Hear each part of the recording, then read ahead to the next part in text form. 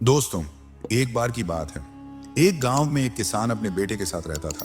वो जिंदगी के मुश्किल से मुश्किल टाइम में भी शांत और पॉजिटिव रहता और हमेशा ये कहता, जो होता है अच्छे के लिए होता है, बस ऊपर वाले पे भरोसा रखो। उसके पास एक घोड़ा भी था जिससे वो बहुत प्यार करता था और उसे अपने परिवार का सदस्य मानता था।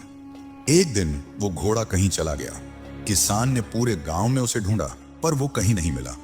सभी गांव वाले इकट्ठा होकर किसान के पास गए और दुख जताते हुए बोले, आपका घोड़ा खो गया, ये बहुत बुरा हुआ, आप बहुत बदकिस्मत हैं। इस पर किसान ने मुस्कुराते हुए कहा, भले ही मेरा घोड़ा खो गया है, पर जो होता है अच्छे के लिए होता है। मुझे ईश्वर पर विश्वास है। गांव वालों को किसान की ये बात समझ नहीं आई और वो अपने अपने घर चले गए। कुछ महीनों बाद वो घोड़ा वापस आ गया और इस बार वो अपने साथ कई और जंगली घोड़े भी ले आया। सभी गांव वाले फिर इकट्ठा हुए और उत्साह से बोले, आपका घोड़ा खो जाना अच्छा था, अब आपके पास इतने सारे घोड़े हैं, आप कितने खुशकिस्मत हैं। इस पर किसान ने फिर से शांत स्वर में कहा, भले ही अब मेरे पास बहुत सारे घोड़े हैं, लेकिन मुझे कोई विशेष खुशी नहीं है। जो होता है अच्छे के लिए होता है। मुझे ईश्वर पर विश्वास है। गांव वालों को किसान की यह बात फिर से समझ नहीं आई और वो अपने अपने घर चले गए। कुछ समय बाद किसान के बेटे ने घुड़सवारी सीखना शुरू किया, लेकिन एक दिन वो घोड़े से नीचे गिर गया और उसकी टांग टूट गई।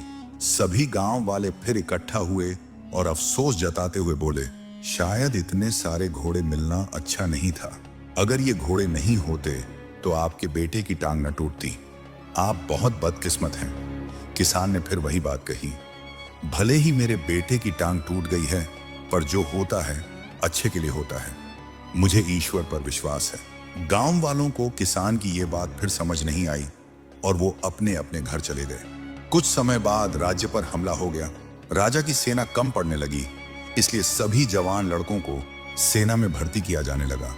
लेकिन किसान का बेटा युद्ध में जाने से बच गया क्योंकि वह घायल था। सभी गांव वाले फिर इकट्ठा हुए और भावुक होकर बोले, आपका बेटा युद्ध में जाने से बच गया, आप कितने खुशकिस्मत हैं। पर हम सब बहुत दुखी हैं क्योंकि हमारे बेटे युद्ध में चले गए, हमें नहीं पता वो वापस आएंगे भी या नहीं। गांव वालों ने किसान से पूछा, हमने आपको जीवन के मुश्किल से मुश्किल वक्त में भी शांत और पॉजिटिव रहते देखा है, आप ऐसा कैसे कर लेते हैं। किसान मुस्कुराया और कहा, हमेशा खुश और पॉजिटिव रहने के लिए दो बातों को समझना जरूरी है।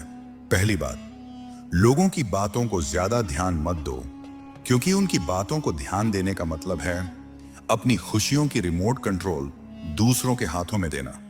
अगर लोग आपकी तारीफ करेंगे तो आप खुश हो जाएंगे और अगर बुराई करेंगे तो आपको गुस्सा आएगा। अगर आप लोगों की बातों पर ध्यान दोगे तो आपका दिमाग अशांत हो जाएगा और आप अपने जीवन के जरूरी कामों पर ध्यान नहीं दे पाओगे। दूसरी बात, कभी भी किसी बात को तुरंत अच्छा या बुरा मत कहो। जिस तरह किसी किताब के सिर्फ एक लाइन को पढ़कर यह नहीं बताया जा सकता कि पूरी किताब अच्छी है या बुरी, उसी तरह लाइफ के किसी एक इंसिडेंट को देखकर यह नहीं कहा जा सकता कि वो पूरी जिंदगी के लिए अच्छी थी या बुरी। आज जो घटना अच्छी लग रही है वो कल बुरी साबित हो सकती है और आज जो घटना बुरी लग रही है वो कल अच्छी भी लग सकती है। जैसा कि हमने इस कहानी में देखा, आपके साथ क्या होगा वो आपके हाथ में नहीं है, लेकिन आपके कर्म आपके हाथ में हैं।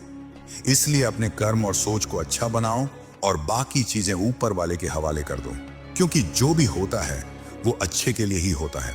बस ईश्वर पर भरोसा रखो। दोस्तों, हमारे आसपास कई लोग हैं जो अपनी जिंदगी में मुश्किल दौर से गुजर रहे हैं।